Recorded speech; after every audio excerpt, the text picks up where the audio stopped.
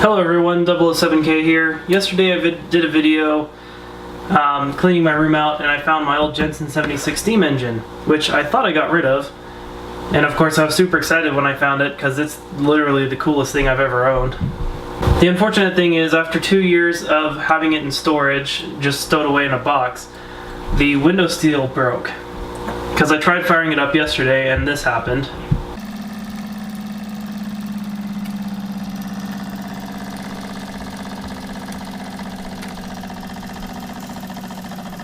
Did my fuel burn out again? Oh, because it's leaking. Oh well.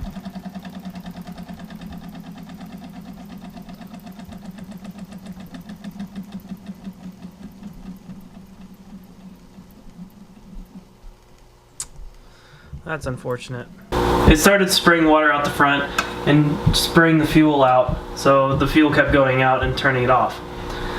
Well, today I'm going to fix that, and I'm also going to give it a rebuild just because it kind of needs it. So without further ado, let's get right to it. Now, when I first bought the steam engine, it came with a tool to take the window off. Well, obviously, having this thing for 5 or 6 years now, maybe 7, I lost it. It was a little square piece or like a tab, I don't remember. But I really love this steam engine. It's literally the best thing I've ever owned. So today what I did was I got some box cutter knife blades and a vice grip, and I just put it in here, and I found out it's the perfect fit for this window. Now this should theoretically work with other Jensen steam engines because I think they're just the same tank size, but I don't know for sure. So what we want to do is there's some little notches here and here. You want to line it up with that and just turn it. And as you can see, it's turning a little bit.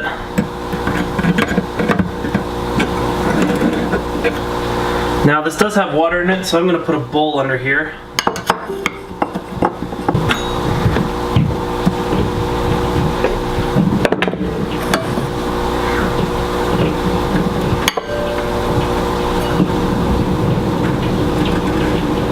Yep, we can just turn it with our hands now.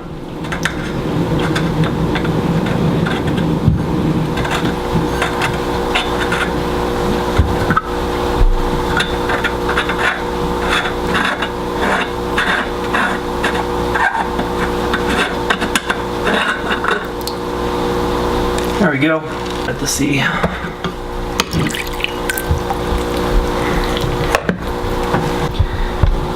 Don't do it over something water sensitive, and if you do, put a towel down underneath the bowl because I guess it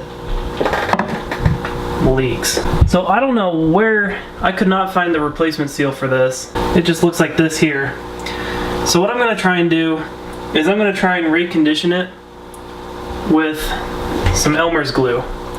Now I know you're probably laughing in your chair right now, but if you really think about it, the seal just needs something to squish into the cracks of the window frame, and glue would do that. I mean, it wouldn't hold it together very well because it's under pressure and very hot, but I don't see why it wouldn't work. So we're gonna just go ahead and try that today. I don't see why it won't work, but you can obviously see if it works or not by the end of this video. Just rubbing around the ring.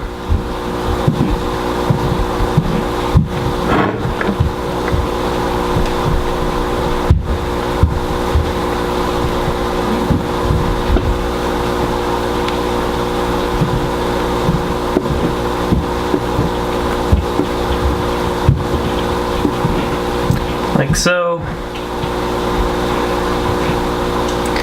I'm gonna put it back in here.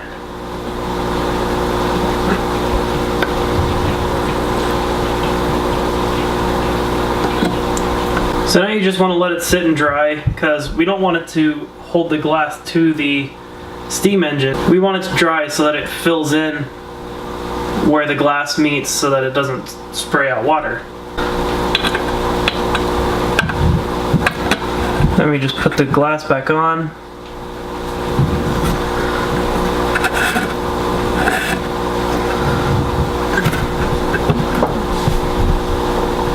You can just make it hand tight. Just be careful not to cut yourself.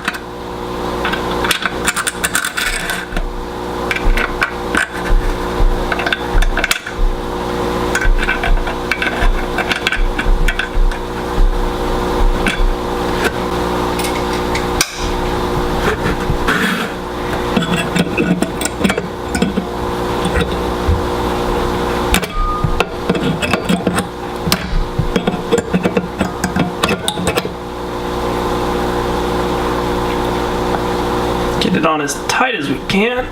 Alright, so I got it screwed together. Glue is dried. Took like 10 minutes. We're just going to wipe off the excess right here. And now we're going to get into rebuilding it. Now this isn't a very hard procedure, but on the back here there's a little screw which is nearly impossible to unscrew with an actual screwdriver. So you can take this whole configuration off, but unless you need to replace this seal, I wouldn't, and I don't need to. I didn't have any problems with it.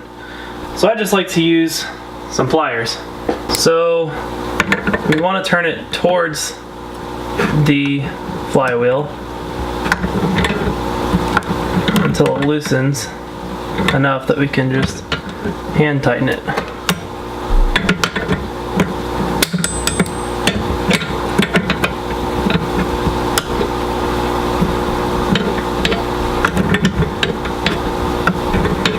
Or hand loosen it, I guess is the term. There we go. So you can see now we have the cylinder off. Oh yeah, that's real pretty right there. That looks like oil that got into it and probably mixed with the water, and we're just gonna take our rag, just clean it off, just very thoroughly. I don't know how long that's been in there, but that is gross. This is what your cylinder ideally should look like.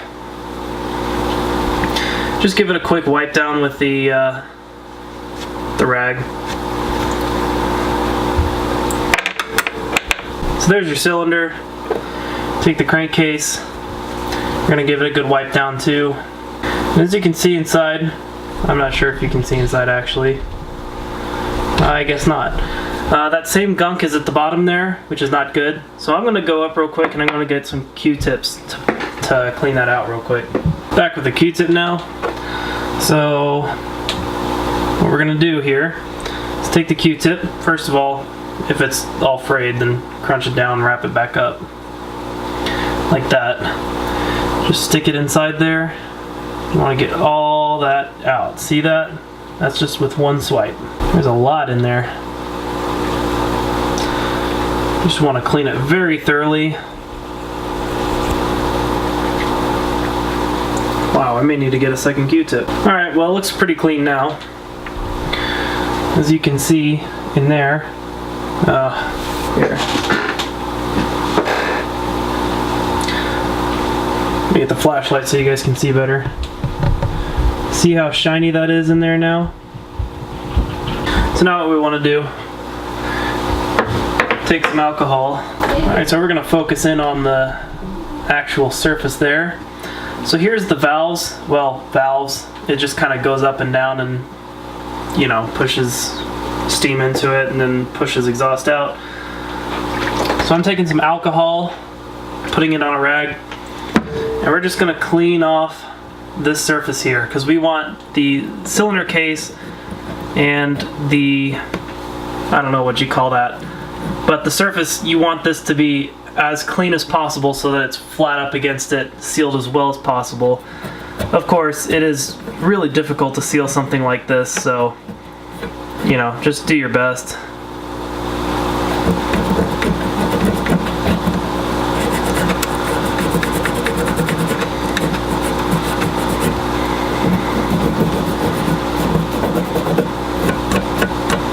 So we want to take the case. Here we go. We want to clean that just as well.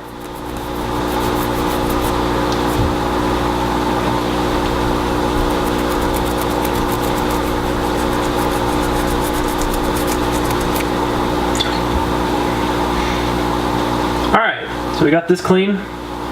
We'll set that up there. Now the flywheel, if you want to take that off, you can, but I don't ever.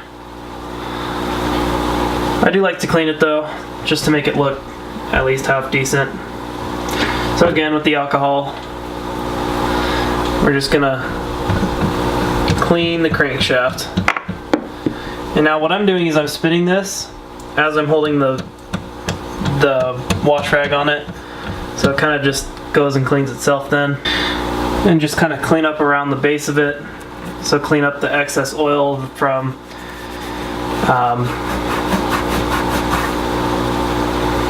lubricating it previously.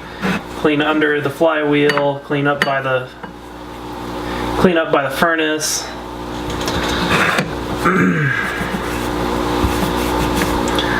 Just want to get all that gunk out of there. As you can see, it looks nice and clean now. For the most part anyway, I guess. We need to oil everything now. So, what we're gonna do is we're just gonna oil this. We're just gonna oil both sides of the crankshaft on there and here. So 4 points total. This side and this side of the left side, and this side and this side of the right side. And then once you get it oiled, you just want to give it a nice solid spin so that oil has a chance to get in there. And then this is important, or you're going to seize your steam engine up. Well, I don't know if you'll seize it up or not, but it won't run very well if you don't do this. You want to take your piston and put just a dab of oil all around the piston. Just like that, see?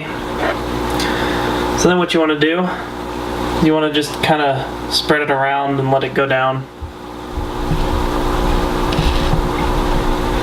Spread it around on the piston and then stick it in the crankcase.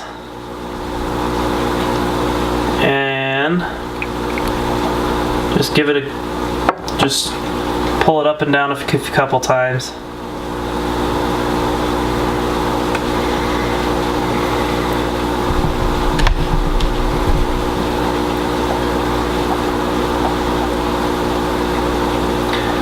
Make sure that there's not a whole lot of resistance, although I'm still feeling some, so I might need to add some extra. If there's still resistance, just add a little bit of extra oil. Same thing, just lightly so that you can coat the entire cylinder, and then shove it down in there.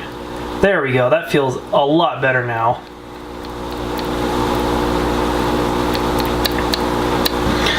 Alright, so now we're ready to put the thing back together. So what you want to do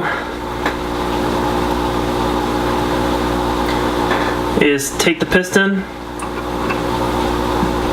and connect it back to the crankshaft again. You want to take your screw, just thread it back into the hole. You'll want to oil this side too.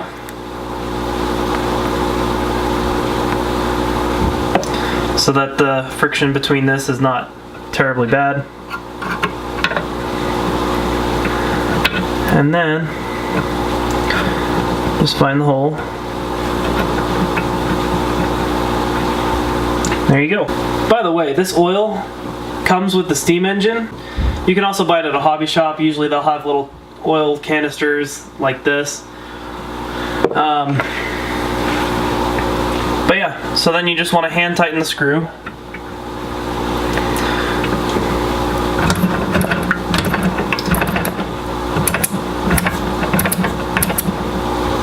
You don't want to tighten it too much, because then the motor won't be able to turn. And once it's hand tightened, then I like to turn it with the pliers, just like 2 turns.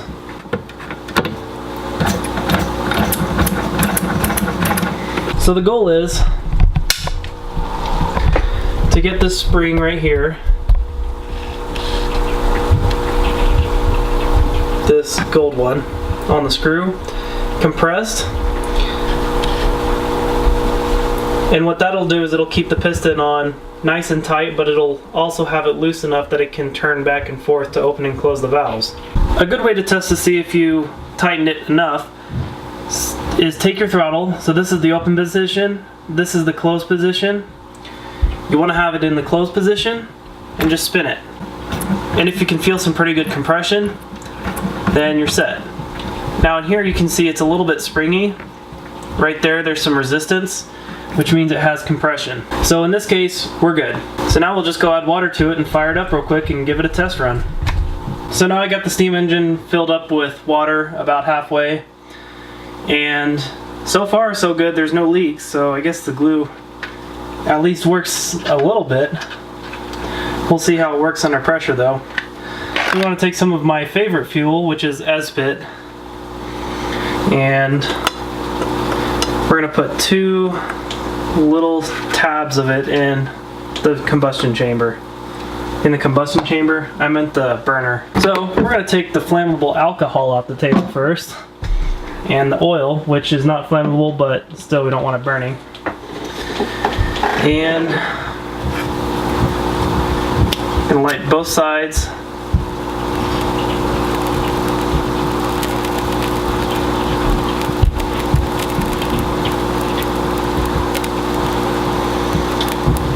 And I just want to let you guys know, this is obviously not something that you should let a young kid do by themselves. And I definitely think it's a good thing for a young kid to have, but have an adult light it and fill it up and everything, because quite honestly, it's very fun, very interesting, but somewhat dangerous if handled improperly. I mean, you can burn yourself. Alright, so starting to boil. As you can see, our seal is holding up pretty well, actually. I did have just a small amount of glue spill out on the side, and I just wiped it off and haven't had any problems since. I can hear it boiling. I don't see any bubbles yet though. We're going to flip open the throttle, just bleed all the water out. And give it a good little spin.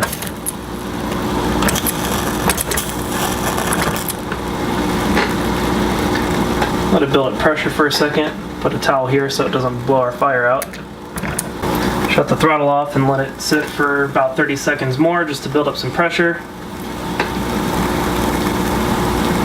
Man, that seal is working so much better now. It hasn't dripped any water yet. Now we're going to try starting it again. Careful, really hot water. Oh, we almost had it there.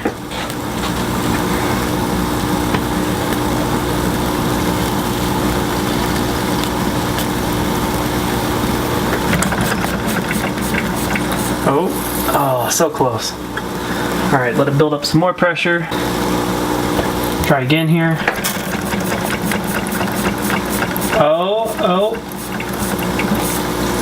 Not quite. I forgot to mention too, I usually put boiling water in here to make it last longer. If you have boiling water in it, it lasts like 10 or 15 minutes as opposed to like 5 or 6 minutes. Just because you preheated it, you know, the fuel doesn't have to waste all that energy boiling the water. Alright, so we're going to try again. Ooh, almost. Man, it's taking a while to warm up. And there we go.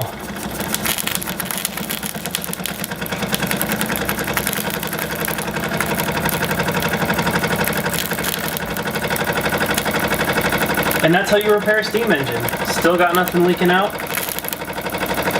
And it's under pressure and heat.